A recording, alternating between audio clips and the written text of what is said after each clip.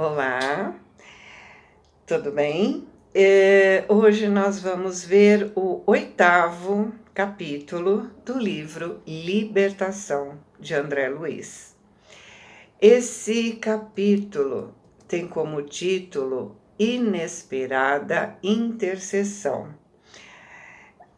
Lembrando, é a história de Margarida, né? Uma moça encarnada que está totalmente agredida pelo plano espiritual, que tem como objetivo seu desencarne por ordem de um chefe das trevas. Esse poderoso chefe voltado para o mal é Gregório, que tem afeição por Margarida e a quer a seu lado, mas do seu jeito. No plano espiritual mais elevado, o instrutor Gúbio, que em uma encarnação do passado foi pai de Margarida, resolve ir até Gregório para pedir que a liberte dos ataques vibratórios que estão destruindo mental, emocional e fisicamente a Margarida. Então, Gúbio sabia que não conseguiria sucesso na sua empreitada sozinho. Gregório era um dos poderosos das trevas. Para que pudesse acontecer essa ajuda, Gúbio e Matilde tiveram que se apoiar. Então, vamos ao capítulo? André começa dizendo: a sala em que fomos recebidos pelo sacerdote Gregório parecia um estranho santuário, cuja luz interior se alimentava de tochas ardentes. Sentado em pequeno trono que singularizava a sua figura no desagradável ambiente, a exótica personagem estava rodeada de mais de 100 entidades em atitude adorativa. 2 áulicos, quer dizer, 2 servos, 2 cortesãos, vestidos com extravagância, manejavam grande turíbulo. Turíbulo é o incensário, né? Em cujo bojo se consumiam substâncias perfumadas de violentas emanações, ou seja, perfumes ruins, perfume forte. Ele usava uma túnica escarlate, vermelha, né? E se rodeava de halo pardo escuro, ou seja, ele tinha uma atmosfera escura, cinzenta, cujos raios inquietantes e contundentes feriam nossa retina. Ele fixou em nós o olhar perscruciente e inquiridor e nos estendeu a mão, dando a entender que podíamos nos aproximar. Fortemente empolgado, acompanhei Gúbio. Quem seria Gregório naquele recinto? Um chefe tirânico ou um ídolo vivo, saturado de misterioso poder? 12 criaturas em torno do seu dourado assento ajoelhavam-se humildes, atentas às ordens que lhe saíssem da boca. Com um simples gesto, determinou regime silencioso, sigiloso, para a conversa que iniciaria conosco, porque em alguns segundos o recinto se esvaziou. Compreendi que iniciaríamos grave assunto e olhei nosso orientador para copiar os seus movimentos. Gúbio, seguido por Eloy e por mim, a reduzida distância, aproximou-se do anfitrião, que o contemplava de fisionomia rude, passando de minha parte a espreitar o esforço do nosso instrutor para contornar os obstáculos do momento, de modo a não ser classificado como mentiroso diante da própria consciência. Gregório o cumprimentou, exibindo fingida complacência, e falou: lembre-se de que sou juiz, mandatário do governo forte aqui estabelecido. Então, você não deve faltar à verdade. Decorrida a pequena pausa, acrescentou: em nosso primeiro encontro, você disse um nome. Gúbio respondeu sereno: sim, o de uma benfeitora. Repete-o, ordenou o sacerdote imperativo. Matilde. Matilde estava amorosamente vinculada com Gregório e com Margarida. Precisava socorrer os dois, libertando os dois, tirando Gregório das trevas e Margarida das garras de Gregório. Os dois tinham débitos pesados nas suas histórias pessoais e os dois precisavam ser socorridos através do amor. Gúbio e Matilde se uniram para esta grande empreitada e André Luiz e Eló foram convidados como companheiros aprendizes inexperientes. Então, continuando, né? Ele disse o nome de Matilde e o semblante de Gregório ficou sombrio e angustiado. Poderia dizer que naquele instante ele recebeu tremenda apunhalada invisível. No entanto, dissimulou dura impassibilidade. Frieza, né?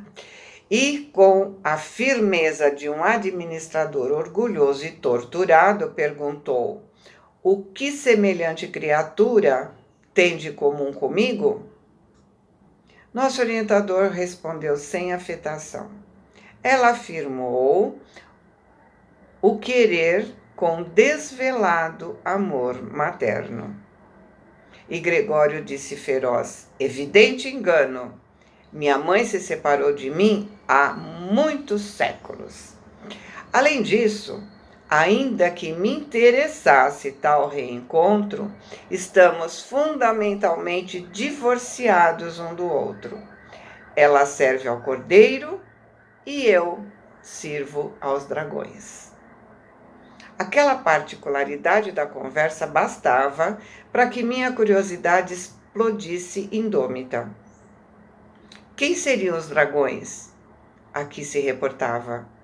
Gênios satânicos da lenda de todos os tempos? Espíritos caídos no caminho evolucionário da inteligência voltada contra os princípios salutares e redentores do Cristo, que todos veneramos na condição de Cordeiro de Deus? Sem dúvida, não me equivocava. No entanto, Gúbio me olhou significativamente, depois de sondar o meu íntimo em silêncio, me convidou sem palavras a selar os lábios entreabertos de assombro. Então vamos lá. Espíritos caídos no mal, desde as primeiras eras da criação planetária, que operam em zonas inferiores da vida, personificando líderes de rebelião, ódio, vaidade e egoísmo. Mas não são demônios eternos, porque individualmente se transformam para o bem no correr dos séculos, como acontece aos próprios homens. Isso aqui é uma nota do André, né? Ele colocou essa nota no rodapé da página, né? Então, aqui ele deixa claro que os gênios satânicos, anjos caídos e tantas outras formas que a gente conhece na literatura, na verdade, são religiosos caídos, religiosos que se desviaram. Tinham grande ciência da verdade e se desviaram. Por isso a enorme culpa. O orgulho é tão grande que, ao invés de querer reparar o erro, eles se rebelam. Eles sabem que um dia terão que dar o braço a torcer, mas eles adiam. No exemplo que André está dando para nós, ele fala de Gregório, que foi um papa. Voltando à leitura, né? Indiscutivelmente, aquele instante não comportava a conversa de um aprendiz e devia destinar-se a manifestações conscientes e seguras de um mestre. E com grande surpresa para mim, nosso orientador disse: respeitável sacerdote. Não posso discutir seus motivos pessoais. Sei que há uma ordem absoluta na criação e não ignoro que cada espírito é um mundo diferente e que cada consciência tem sua rota, né? Por acaso você critica os dragões que se incumbem da justiça? Gregório perguntou duramente. E com simplicidade, Gúbio comentou: quem sou eu para julgar? Não passo de um servidor na escola da vida. E o grande sacerdote, algo colérico, prosseguiu: sem eles, que seria da conservação da terra? Como poderia operar o amor que salva sem a justiça que corrige? Os grandes juízes são temidos e condenados. Entretanto, suportam os resíduos humanos, convivem com as nojentas sagas do planeta, lidam com os crimes do mundo, convertem-se em carcereiros dos perversos e dos vis, quer dizer, dos desprezíveis. Veja, ele está sendo extremamente coerente. Só que ele está usando a noção de justiça de forma distorcida. Esse é um argumento de todo espírito obsessor e de todo espírito que quer se vingar. De alguma forma, eles estão sendo instrumentos da justiça divina, porque eles acabam por amadurecer no sofrimento. Eles estão num nível de elevação muito baixo. Eles não sofrem dores morais porque não chegaram nesse nível. E André continua. E como uma pessoa culpada que gosta de longas justificações, ele continuou irritado. Os filhos do Cordeiro poderão ajudar e resgatar a muitos. No entanto, milhões de criaturas, como sucede a mim mesmo, não pedem auxílio nem liberação. Afirmam-se que não passamos de transviados morais, pois que seja, seremos então criminosos vingando-nos uns aos outros. A terra nos pertence porque dentro dela a animalidade domina, nos oferecendo o clima ideal. Não tenho qualquer noção de céu. Acredito seja uma corte de eleitos, mas o mundo visível para nós constitui extenso reino de condenados. No corpo físico, caímos na rede das circunstâncias fatais, mas a teia que os planos inferiores nos prepararam servirá a milhões. Se é nosso destino peneirar o trigo do mundo, nossa peneira não se fará complacente. Somos experimentados da queda. Provaremos todos os que surgirem no caminho. Os grandes juízes ordenam que guardemos as portas. Por isso, temos servidores em todas as direções. Todos os homens e mulheres afastados da evolução regular se subordinam a nós. E é forçoso reconhecer que semelhantes individualidades se contam aos milhões. Além disso, os tribunais terrestres são insuficientes para a identificação de todos os delitos que se processam entre as criaturas. Nós, sim, é que somos os olhos da sombra, para os quais os menores dramas ocultos não passam despercebidos. E aí o autor espiritual, André, coloca a seguinte nota no rodapé da página. Não devemos esquecer que a argumentação procede de um espírito poderoso nos raciocínios e que ainda não aceitou a iluminação do Cristo, idêntico a muitos homens representativos do mundo, obcecados pelos desvarios da inteligência. E aí eu, Edi, fico pensando como deve ser fácil para um sacerdote pensar assim, porque eles se acham com poderes de Deus na terra, pregam céu e inferno, e a cada confissão se sentem no direito de julgar e condenar através das penitências. Né? Eles se dizem representantes de Deus na terra. E aí André continua o capítulo, né? Diante do intervalo que se fez, contemplei o rosto de Gúbio, que não apresentava qualquer alteração. Olhando Gregório com humildade, considerou: grande sacerdote, eu sei que o Senhor Supremo aproveita todos nós em sua obra divina, segundo as nossas tendências e possibilidades de satisfazer os seus desígnios. Os fagócitos são os leucócitos do sangue, aqueles que protegem o corpo através da ingestão, da fagocitose, né? Da ingestão de partículas estranhas, bactérias e células mortas ou células a morrer.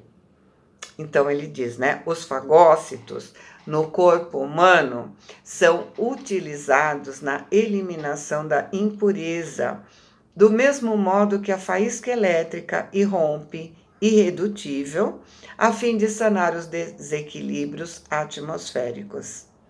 Assim, respeite o seu poder, porque se a sabedoria celeste conhece a existência das folhas tenras das árvores, sabe também a razão do seu extenso domínio.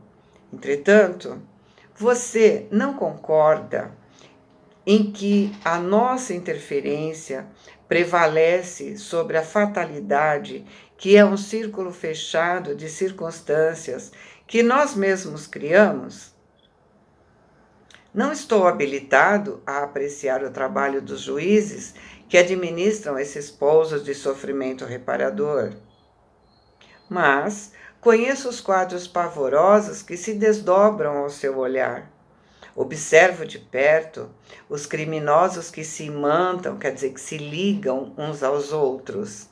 De vez que, quando sondo os dramas sombrios daqueles que permanecem nas cavernas da dor, magnetizados ao mal que praticaram, e não ignoro que a justiça deve reinar, conforme as determinações soberanas. Mas, respeitável Gregório, você não admite que o amor, instalado nos corações, redimiria todos os pecados? Por acaso você não aceita a vitória final da bondade através do serviço fraterno que nos eleva e conduz ao Pai Supremo? Se gastássemos nos cometimentos divinos do Cordeiro as mesmas energias que gastamos no serviço dos dragões, não alcançaríamos mais rapidamente os objetivos do supremo triunfo? O sacerdote ouviu, contrariado, e disse com desagradável inflexão de voz: como pude escutar calado tanto tempo? Aqui somos julgadores da morte de todos aqueles que malbarataram os tesouros da vida. Como inserir amor em corações enregelados, quer dizer, em corações endurecidos? O Cordeiro não disse certa vez que não se deve lançar pérola aos porcos? Para cada pastor de rebanho na terra, há 1000 porcos ostentando as insígnias da carne. E se o seu mestre reclama pastores ao seu apostolado, que fazer de nossa parte, se não constituir equipes de inteligências vigorosas, especializadas em corrigir as criaturas delinquentes que se colocam sob nossa vara diretiva? Os dragões são os gênios conservadores do mundo físico e se esmeram, quer dizer, se aperfeiçoam em preservar a aglutinação, a integração dos elementos planetários. Coerentes com a lógica, não entendem o paraíso de imposição. Se o amor conquistasse a Terra, de um dia para o outro, desintegrando os seus abismos escuros a fim de que a luz sublime aí brilhasse para sempre, fácil e espontânea, como acomodar nesse clima celestial as consciências de lobos e leões, panteras e tigres, pela extrema analogia que ainda guardam com essas feras, né? Ele está dizendo isso. Essas almas que habitam formas humanas aos milhares de milhares, que seria dos céus se não vigiássemos os infernos? Gargalhada sarcástica e ruidosa seguiu suas palavras. Porém, Gúbio não se perturbou. Com simplicidade, voltou a considerar. Mas ouso lembrar que, se todos socorrêssemos os miseráveis, a miséria se extinguiria. Se educássemos os ignorantes, as trevas não teriam razão de ser. Se amparássemos os delinquentes, estimulando-os à luta regenerativa, o crime seria varrido da face da terra. Aqui, Gúbio está sintetizando o processo evolutivo. Ou seja, existe um caminho punitivo, mas também existe o caminho iluminativo. Iluminar consciências é fazer com que ela não